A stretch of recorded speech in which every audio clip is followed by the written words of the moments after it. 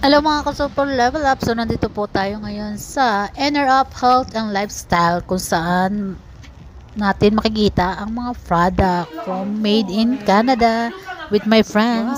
Ayun, tapos pa-explain natin sa ating CEO ang about kanyang product. Hello, te.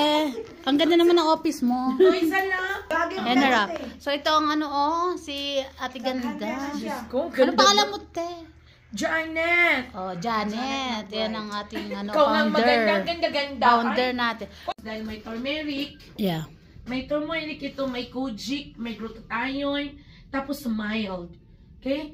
Kasi alam mo, pag ang mukha natin, pag nakaka-pimples, may acne, may inflammation, sometimes sa mga chemicals. Yeah. Okay? So ito, sa gabi kasi may pampaputi, sa araw yung isa. Ah, okay. Okay? And then, ang scrub natin very mild. Okay? Yeah. I-unclog natin. Yun ang purpose ng scrub. I-unclog natin mo, bawal din siya. So, very mild ito. Okay? Very mild ang natin, scrub. Then, ang serum, yun lang, tatlo lang ang gamitin mo. Pero wala. Ito yung ni ate. Oh. Ang ganda, oh. Yan. Saan ka naglalib sarap, no? Dito kahit saan. Ito, wala na ito. Bakit kasi hindi kanilang magbenta din yan doon sa So ito bibili natin. Try natin itong kay ate na product. Ang ganda ng CEO nito eh. Ikaw din ang naganda mo. Hi! So ito na nga, itatry natin ang kanyang product. Testing.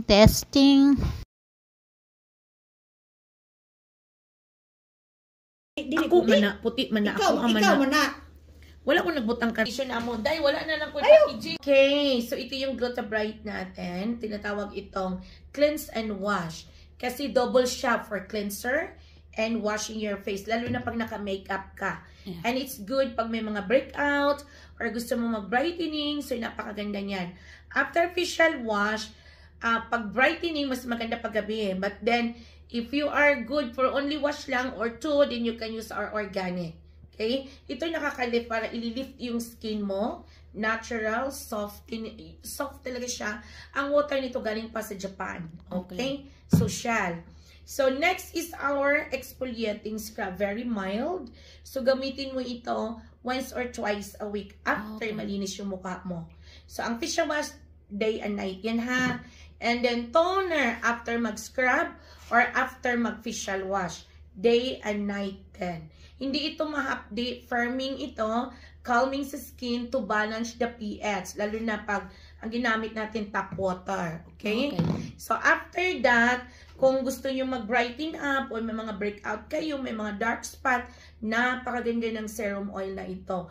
Mayroon itong squalene. Para saan ang squalene? Water retention para hydrate yung skin natin. So hindi ito nakaka-clog ng pores kasi hindi naman tayo gumagamit ng carrier oil na more on oleic acid. Okay? So, brightening, it's good for melasma, pigmentation, dark spot. So, after ng oil, 1 to 2 drops, ipatong natin ang 3-in-1 serum.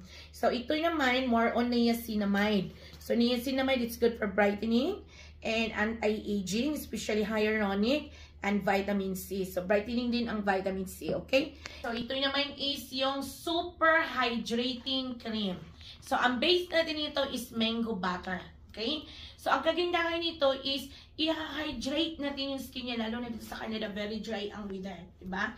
So, ang dami nitong nagkakaroon ng breakout kasi dahil sa dry ng weather natin. So, i-hydrate niya.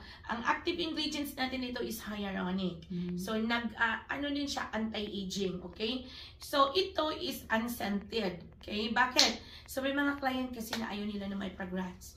So, next time, request ni Madam Beautiful, lagyan ko doon ng mabango. Gawa nila ako ng perfume. Hindi ko sinabing mabaho yan, ha? Kumbaga, alam mo na. Hindi mabango ito, be. Super mabango ito, promise. Ito. Yan. So, gawa tayo ng bago na may, next time nito, mayroon na itong, konti lang. Okay? May mga puti kasi akong client. And they don't really like scented product. Yeah. So, yung asawa ko rin gusto niyang may amoy din ng konti. May bango pala, wag amoy. Kaya yun lang. Ang taba na hindi mo na ma-post yun. No? Gani. Para may... Ayun guys, ang daming product dito. 100 siguro ka, Day. Siya, kay puti man